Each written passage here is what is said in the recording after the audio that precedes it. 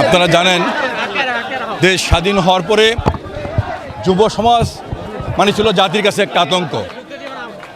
৭২ থেকে ৭৫ পর্যন্ত সারা বাংলাদেশে এই যুব সমাজ কিন্তু বিভিন্ন অপকর্মের সাথে সম্পৃক্ত ছিল।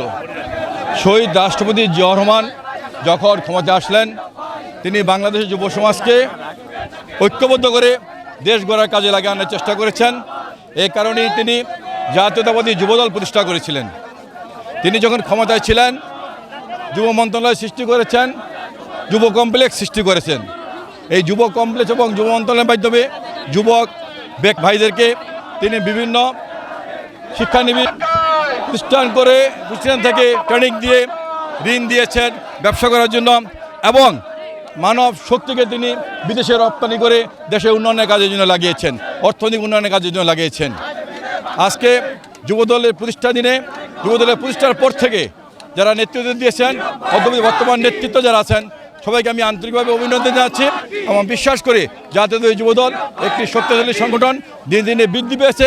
এই নেতৃত্বের মাধ্যমে যুবদল আরও শক্তিশালী হবে, তার ক্রমে হাতকে শক্তিশালী করবে এবং জাতীয়বাদী শক্তিকে তার ক্রমে নেতৃত্ব ঐক্যবদ্ধ করবে এবং দেশ গড়ার কাজে অগ্রণী ভূমিকা পালন করবে।